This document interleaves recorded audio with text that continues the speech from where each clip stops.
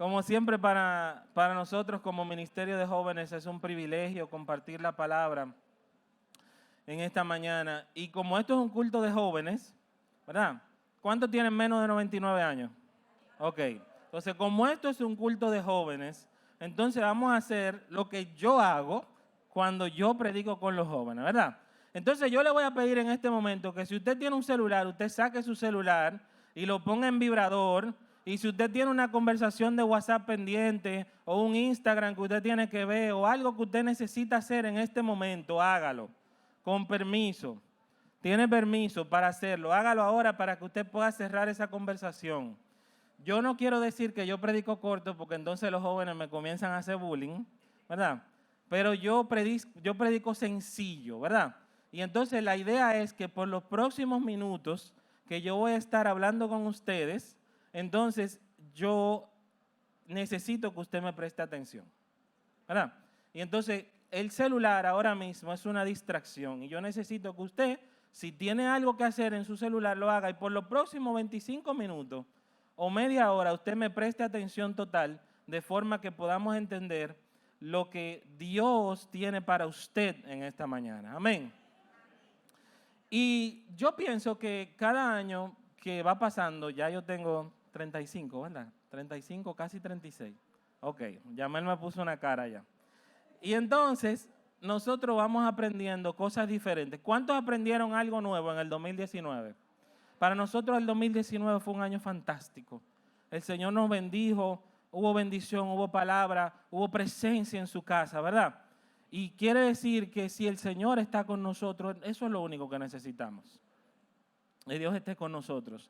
Pero cada año nosotros aprendemos cosas nuevas. Nosotros aprendemos, el Señor nos presenta situaciones, nos presenta cosas para que nosotros aprendamos a quemar etapas. Y el problema de eso es cuando nosotros nos quedamos estancados en una etapa, ¿verdad?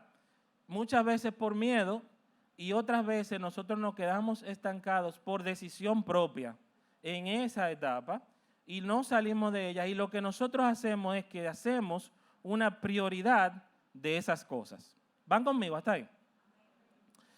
Y mi trabajo secular, yo trabajo en tecnología, ¿verdad?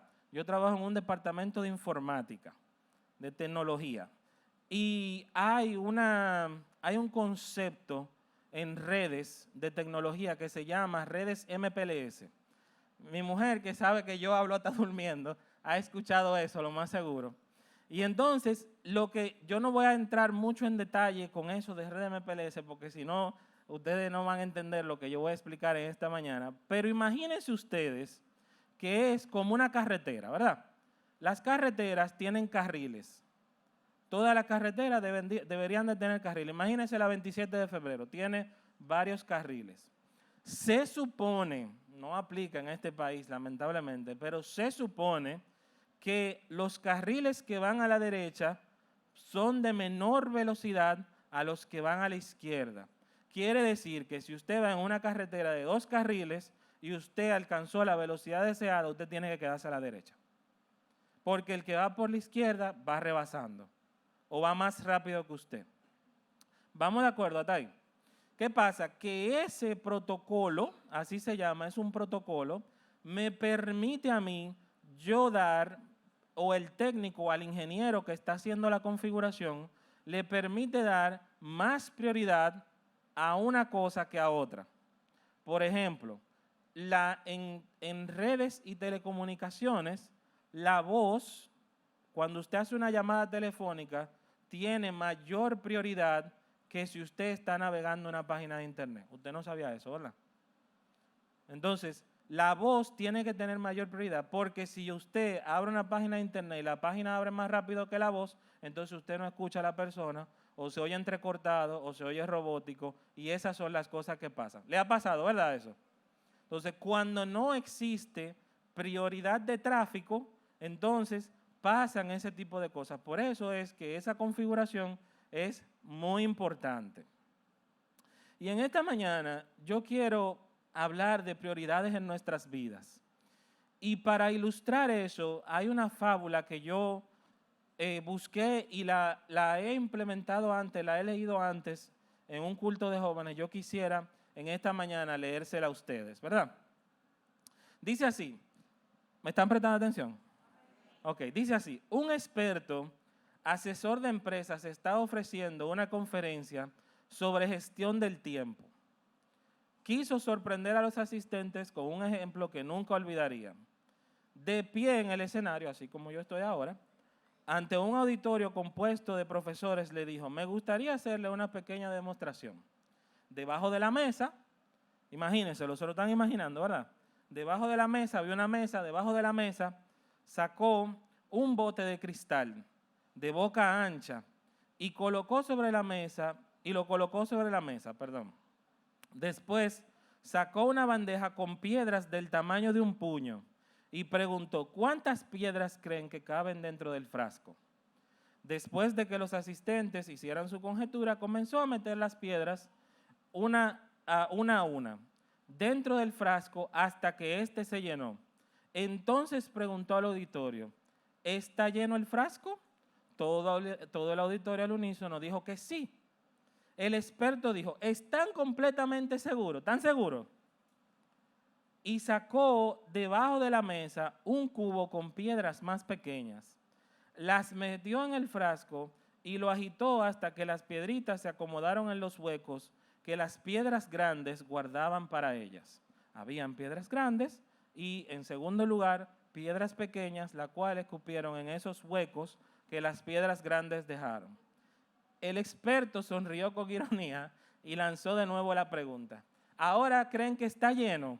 El auditorio ya lo no tenía tan claro, por lo que respondieron, probablemente no. Y él dijo, estás en lo cierto. Sacó debajo de la mesa un cubo lleno de arena y comenzó a verterlo en el frasco. La arena se filtraba en los pequeños espacios que dejaban las piedras grandes y las piedras pequeñas. Y una vez más el experto preguntó, ¿diríais ahora que está lleno? Y esta vez los asistentes dijeron con voz firme, no. Y entonces el experto sonrió y dijo, exacto, no está lleno. Y sacó una jarra llena de agua de 1 litro y echó el agua al frasco con las piedras hasta que el agua llegó al borde del mismo. Cuando terminó, le preguntó a los asistentes, bien, ¿qué ustedes creen que nos ha demostrado este experimento? Yo hubiese pensado lo mismo que respondió este. Dice, la enseñanza es que no importa lo llena que esté tu agenda, si de verdad lo intentas, siempre puedes hacer una cosa más. Eso respondió uno de los asistentes. Y el experto le dijo, no, esa no es la lección. La enseñanza es que si no colocas primero las piedras grandes, no serás capaz de ponerlas después. Si no coloco primero lo que es prioridad en mi vida, nunca lo voy a poner después. Y entonces yo te pregunto, ¿qué es prioridad para ti? Vamos a Mateo, vamos a la palabra. Vamos a la palabra. Mateo 24, verso 27 dice, todo el que escucha mi enseñanza y la sigue, ¿es qué? Sabio. ¿Cuántos quieren ser sabios? Hay que seguir la enseñanza, escucharla y seguirla, ¿verdad? Como la persona que construye su casa sobre una roca sólida. Aunque llueva cántaros y suban las aguas de la inundación y los vientos golpeen contra esa casa, no se vendrá abajo porque está construida sobre un lecho de roca. Y eso es exactamente lo que yo estaba hablando ahora mismo. ¿Dónde está hecha tu construcción? ¿Sobre qué prioridad estás construyendo en tu vida el día de hoy? ¿Estoy yo construyendo sobre la roca? ¿Qué estoy haciendo yo en este día? Y a mí me gusta mucho hacer esto. A mí me gusta contrastar 2 porciones de la Biblia. Yo quiero que las veamos esta mañana.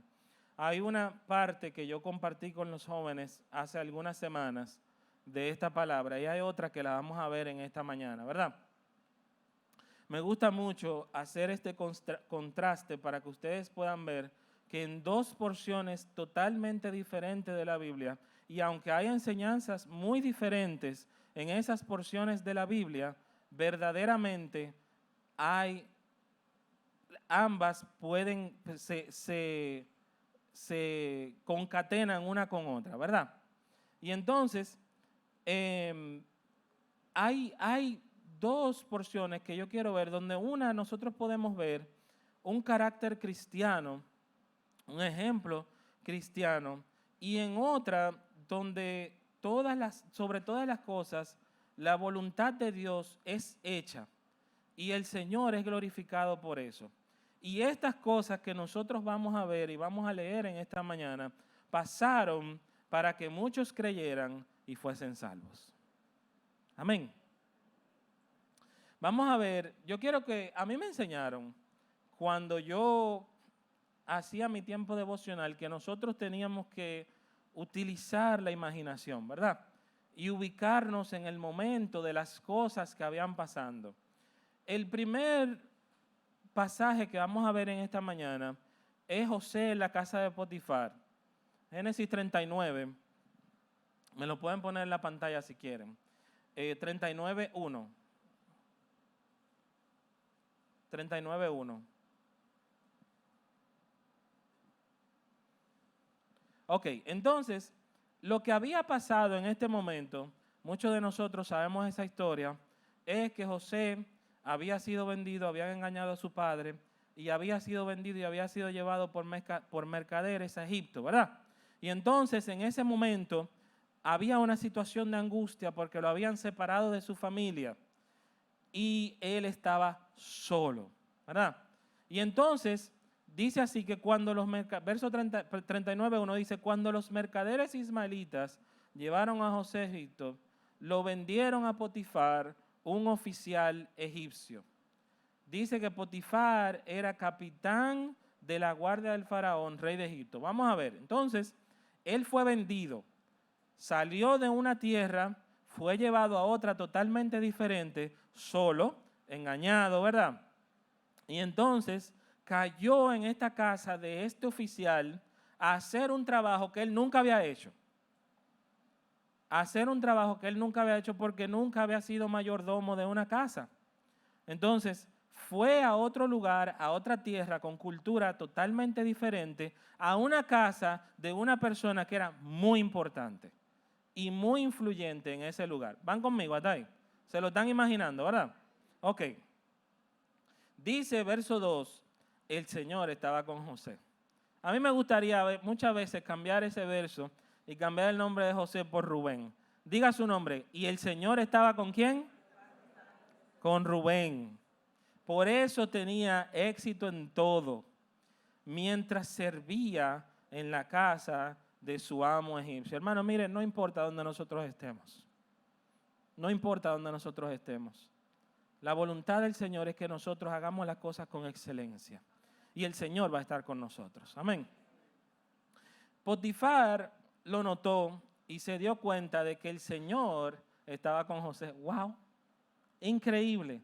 Una persona que no era creyente, dice la Biblia, que notó que el Señor estaba con José. Y le daba éxito en todo lo que hacía. Eso agradó a Potifar, quien pronto nombró a José su asistente personal. Ya ustedes saben, llegó vendido como un esclavo de una tierra lejana, cayó en la casa de un oficial y al poco tiempo fue promovido y era su asistente personal, ¿verdad? Lo puso a cargo de toda su casa y de todas sus posesiones. Desde el día que José quedó encargado de la casa y de las propiedades de su amo, el Señor comenzó a bendecir la casa de Potifar por causa de José. ¿Cuántos de ustedes saben que ustedes son bendición para otros? Y no importa dónde ustedes estén, en qué lugar Dios le ponga a usted, usted está ahí para ser bendición para otros. Y usted está ahí para hacer luz, para hacer sal, para mostrar a Jesucristo donde sea que nosotros vayamos. Y dice que el Señor bendecía ese lugar. Todos los asuntos de la casa marchaban bien. Y las cosechas y los animales prosperaron. Pues Potifar le dio a José total y completa responsabilidad administrativa sobre todas sus posesiones. Con José a cargo, Potifar no se preocupaba por nada, excepto que iba a comer. ¡Wow! O sea, imagínense ustedes este muchacho que ha llegado y le han dado todo este control, ¿verdad? De las posesiones de este oficial, que era una persona importante, como yo dije, y ese oficial entonces lo puso ahí. Y todo lo que él hacía, lo hacía con excelencia. Todo lo que él hacía, lo hacía bien. Pero la prioridad siempre era del Señor, porque el Señor estaba con él. ¿Lo ven? Y entonces, la importancia de nosotros poder mostrar un carácter cristiano donde sea que nosotros vayamos. ¿Van conmigo hasta ahí?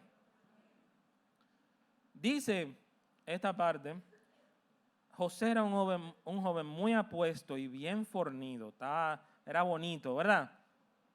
Y la esposa de Potifar pronto comenzó a mirarlo con deseos sexuales. Diríamos nosotros aquí, le echó el ojo, en buen dominicano.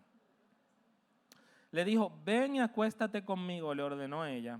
Pero José se negó. Mire, le contestó, mi amo confía en mí y me puso a cargo de todo lo que hay en su casa. Nadie aquí tiene más autoridad que yo. Él no me ha negado nada, con excepción de usted, porque es su esposa. ¿Cómo podría yo cometer semejante maldad? Sería un gran pecado contra Dios. Y entonces, yo hablaba esto con los jóvenes ese día, y yo les decía que qué bonito ejemplo, ¿verdad? Donde José se mantuvo puro, se mantuvo íntegro, donde no hizo y donde trató de no cometer ese pecado, en ese momento específicamente. Pero que muchas veces el mundo nos presenta cosas donde no solamente nos las presenta una sola vez, sino que nos las presenta una y otra y otra y otra vez. Y por eso es que es importante que en nuestras vidas haya una prioridad de nosotros poder buscar el rostro de Dios en oración, de nosotros poder sumergirnos en su palabra, de nosotros poder buscar cuál es la voluntad de Dios cada día. Y no solamente poder hacer eso, sino que yo pueda cargar mi cruz cada día. ¿Verdad? Donde yo me alejo de esas cosas que yo sé que una y otra vez, como va a decir el próximo versículo, pasaban. Dice el verso 10, día tras día.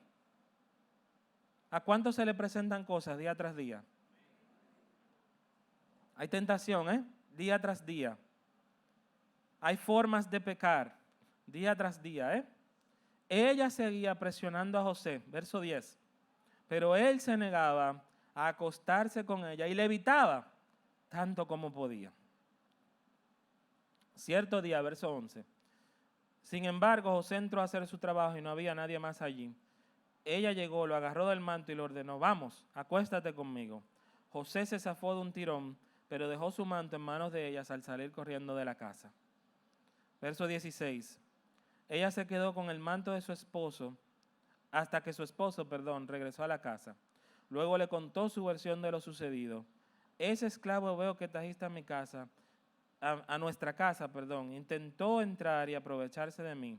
Pero cuando grité, salió corriendo y dejó su manto en mis manos. Luego pasa de esto que José fue apresado, y después que fue apresado, entonces comenzó el mismo ciclo que pasó en la casa de Potifar con esta persona, con el carcelero. Dice que el Señor hizo a Josué el preferido de la cárcel, verso 22. Luego, poco después, el director puso a José a cargo de los demás presos y de todo lo que ocurría en la cárcel. Es lo mismo que pasaba antes. El encargado no tenía de qué preocuparse porque José se ocupaba de todo. El Señor estaba con él y prosperaba en todo lo que hacía. Y entonces yo regularmente, como esto es un culto de jóvenes, yo pregunto, ¿verdad? ¿Cuál ustedes creen que eran la prioridad de José? ¿Cuál fue la prioridad de José? No todo al mismo tiempo porque no escucho. Agradar a Dios. ¿Qué más? Fidelidad. Sí, ¿qué más? Hacer la voluntad de Dios, me dice alguien por ahí. ¿Qué más? Obediencia. No pecar, ¿verdad? No fallarle a su jefe tampoco, porque estaba delante y estaba dando un ejemplo, ¿verdad? Dar a conocer a Dios a través del ejemplo, donde sea que estaba, que fue lo primero que yo dije, mantenerse puro. Y si yo te pregunto a ti, el día de hoy, yo quiero que usted piense, hermano, piense, en los lugares donde usted se mueve, en mi familia, en la universidad, en mi trabajo, con amigos, ¿estoy siendo yo como José? ¿Estoy yo mostrando ese carácter cristiano que José mostraba en ese momento? ¿Quién estoy siendo yo? Segunda de Timoteo 2:22 dice, huye de todo lo que estimule las pasiones juveniles. En cambio, sigue que, en cambio sigo la vida recta. ¿La qué? La fidelidad, el amor y la paz. Disfruta del compañerismo de los que invocan al Señor con un corazón puro. ¿Quiénes son esos, los que invocan al Señor con un corazón puro? Eso que usted abrazó ahorita. Esos mismos que usted abrazó ahorita son esos. Entonces disfruta de un compañerismo con tus hermanos, ¿verdad? Con los que invocan al Señor con un corazón puro. Hay mucha sabiduría en la palabra. Mira, hermano, es necesario que en este tiempo que están pasando tantas cosas, que nosotros que trabajamos con jóvenes, vemos que hay muchos jóvenes perdidos, que el mundo se los está tragando el día de hoy. Es necesario que nosotros, miren, que nosotros nos metamos aquí. Hay que meterse en la palabra. Es necesario que nosotros nos metamos en la palabra y busquemos la voluntad de Dios. Y yo decía que hay una segunda palabra que me gusta contrastar para que veamos dos puntos de vista totalmente diferentes, ¿verdad? Y en esa primera palabra nosotros vimos que había fidelidad y todas esas cosas que ustedes vieron en la vida de José, pero ahora vamos a hablar de Jesús, porque Jesucristo es la piedra angular. Todo lo que nosotros hacemos y nuestra salvación y su gracia depende de Jesucristo, porque nosotros la recibimos no por obras, no por lo que yo pueda hacer, no por lo que yo me pueda ganar, pero por su gracia, ¿verdad? Porque el Señor es bueno y misericordioso. Y vamos a la próxima palabra, donde nosotros podemos ver una prioridad y algo que pasó muy difícil en ese momento, que pasó en este tiempo, ¿verdad? Dice, vamos a ver Juan 10:22 primero.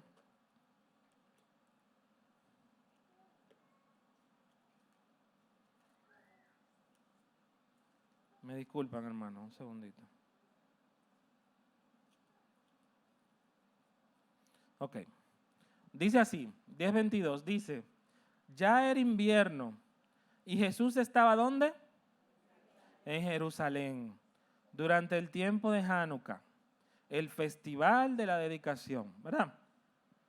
En ese verso pasa algo muy fuerte, vamos a decirlo así, porque Jesús acerca el reino, ¿verdad? a las personas que estaban ahí y una vez más le confirma que Él es el Hijo de Dios. Que a través de las obras que Él había estado haciendo, le había estado mostrando a muchos que Él era el Hijo de Dios. Pero usa una frase ahí y Él dice, el Padre y yo somos uno. ¿Cuántos saben que el Padre y Jesús son uno? Amén. Entonces, eso no gustó. Y a Jesús, en ese pasaje del verso, a mí me gustaría que usted lo leyera en su casa, pero en ese pasaje de ese capítulo 10, a Jesús lo van a apedrear. Y dice, verso 39, yo no me voy a parar a leerlo, pero dice en el verso 39, dice, una vez más trataron de arrestarlo, pero él se escapó y los dejó. Se fue al otro lado del río Jordán, cerca del lugar donde Juan bautizaba al principio, y se quedó un tiempo allí. Eso pasa mucho, ¿eh? En la vida de Jesús, nosotros podemos ver que Él iba a los lugares y se quedaba un tiempo allí, porque había un propósito. Había algo que Él necesitaba hacer en ese lugar, ¿verdad? Dice, verso 41, y muchos lo siguieron. Juan no hacía señales milagrosas, se comentaban unos a otros, pero todo lo que dijo acerca de este hombre resultó ser cierto. Y dice, verso 42, ese es el verso más importante, y muchos de los que estaban allí creyeron en Jesús. Entonces, ¿cuál era la prioridad de Jesús? Que los que estaban allí creyeran en Él. Esa era la prioridad, ¿verdad? ¿Y qué pasa? Que ahora, entonces nosotros vamos, yo le explicaba a usted que usted tiene que imaginárselo esto. Usted tiene que, cuando estudiamos la Biblia, cuando desglosamos esto, usted tiene que meterse, imagínese que usted está ahí, ¿verdad? Y entonces Jesús estaba ¿en dónde decía que estaba?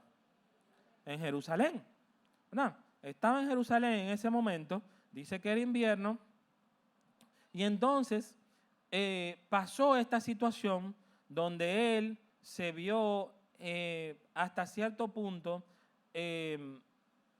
en peligro, vamos a decirlo así, porque lo iban a apedrear, se escapó, cruzó al otro lado del Jordán, pero no importa lo que pasó, entonces la gente como quiera creyó en Jesús. Eso era lo importante, ¿verdad? Y entonces, ¿qué pasa? Que en el verso 11, en el capítulo 11, perdón, hay un contraste que es totalmente diferente, ¿verdad? Y dice que es la resurrección de Lázaro. Yo quisiera que usted se pusiera en los zapatos de esa persona. Dice, capítulo 11, verso 1, un hombre llamado Lázaro estaba enfermo. ¿Vivía dónde? En Betania, con sus hermanas María y Marta. María era la misma mujer que tiempo después derramó el perfume costoso sobre los pies del Señor y lo secó con su cabello. Entonces, vamos a hacer una pausa. Quiere decir que este verso nos ilustra varias cosas, ¿verdad? ¿Cuántos personajes teníamos ahí? Teníamos a Lázaro, que estaba, ¿qué? Muy enfermo. Y entonces teníamos a sus hermanas, María y Marta, que quiere decir que de acuerdo a lo que nos explica la palabra, no eran desconocidos, ¿eh? Eran gente muy querida, eran gente que habían estado con Jesús, ¿verdad? Eran gente que de una manera u otra habían creído en Jesús ya y sabían. Y el Señor sabía quiénes eran. ¿Ok? Entonces dice, su hermano Lázaro estaba enfermo. Así que las dos hermanas le enviaron un mensaje a Jesús que decía, Señor, tu querido amigo está muy enfermo. ¿Quién era? Su querido amigo. No era un cualquiera, ¿eh? Era su querido amigo que está muy enfermo.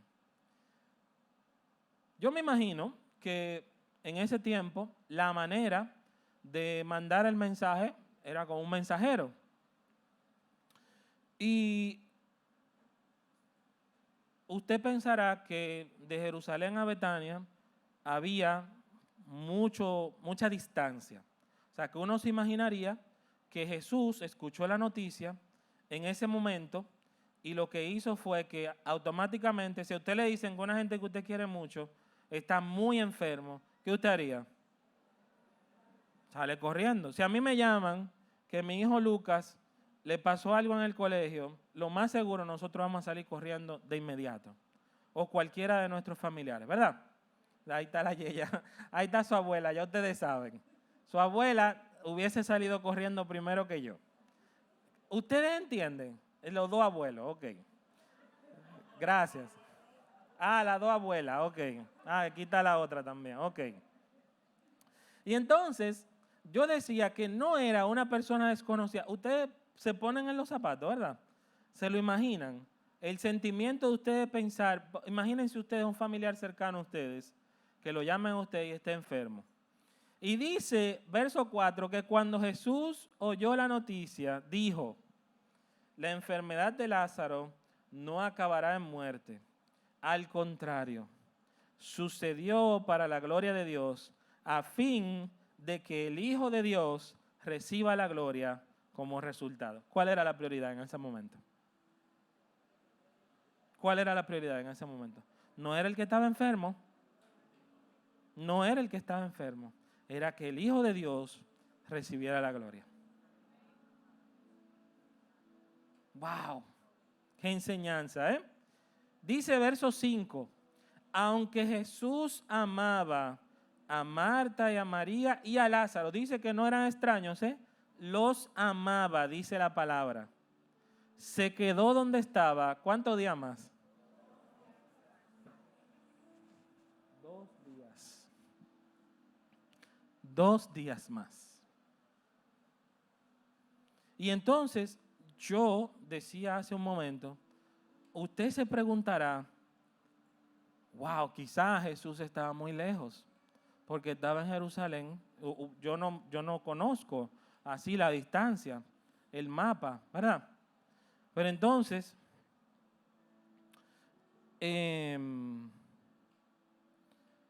yo busqué, y está también ahí en la palabra, dice que Jerusalén de Betania estaba solo a unos pocos kilómetros.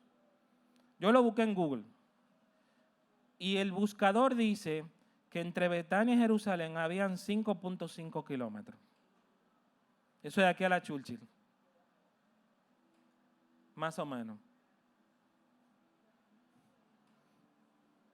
Usted se imagina, usted puede pensar lo que estaba pasando.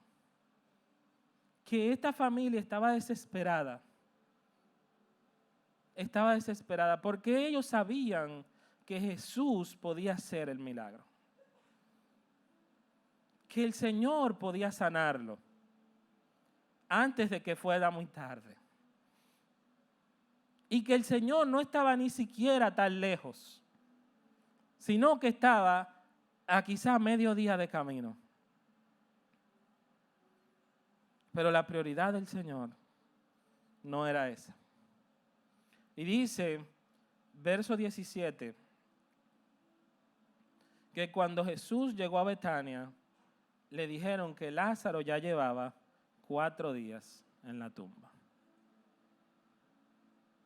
¿Usted se imagina? Estaba allí y pasaron 4 días.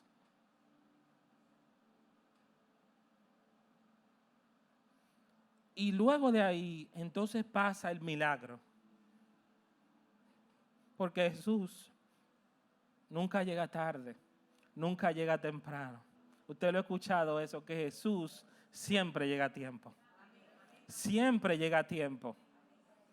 En el momento que nosotros lo necesitamos. Porque la prioridad de Dios no es igual a mi prioridad. No es la misma. Y en el verso 17, entonces, nosotros podemos comprobar específicamente lo que Jesús había dicho, que todo esto se iba a hacer para que el Hijo de Dios fuese glorificado. Dice el verso 45, al ver lo que sucedió, 11:45, dice, al ver lo que sucedió, muchos de entre la gente que estaban con María creyeron en Jesús. Denle un aplauso al Señor por eso. Porque la prioridad del Señor en ese momento era que la gente creyera en Él. ¿Cuántos creen en Jesús en esta mañana? Quiere decir que era necesario que para que tú creyeras y para que yo creyera el día de hoy esto, era necesario que esto pasara. Porque dice la palabra que muchos creyeron en Jesús. Y la prioridad de Jesús era otra. Y entonces yo quisiera que tú cierres tus ojos ahora. Y tú te preguntes a ti mismo, ¿cuál es mi prioridad para este año 2020? Porque por mucho tiempo te has quedado estancado en la misma etapa, en el mismo pecado. Hermano, es tiempo de cosecha. El Señor nos está llamando a eso, de que nosotros nos preparemos para recoger.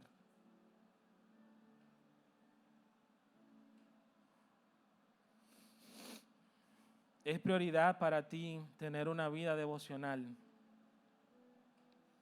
Buscar el rostro del Señor cada día en oración. A mí no me gusta hacerle esta pregunta a los jóvenes, porque a veces me dicen que tienen una semana que no oran. Pero yo te pregunto a ti, ¿cuándo fue la última vez que oraste? ¿Cuándo fue la última vez que buscaste la palabra, que te sumergiste? Y yo te pregunto, ¿es prioridad para ti este año abandonar ese pecado que te tiene prisionero? ¿O esa decisión que tú sabes que debes tomar? Hermano, este es el año de la cosecha. Y en el año de la cosecha es necesario que nosotros hagamos. No se hace solo. Lamentablemente, mire, nadie puede cosechar si tiene las dos manos ocupadas. Si usted tiene las dos manos agarrando tantas cosas que no son la prioridad, usted no puede hacerlo. Hay una frase que dice que nosotros debemos potenciar todo aquello que nos sume. Y si nos resta, suéltalo. Si te resta, hermano, suéltalo. Porque este es el momento de que nosotros soltemos eso. Yo quiero decirte en esta mañana que solamente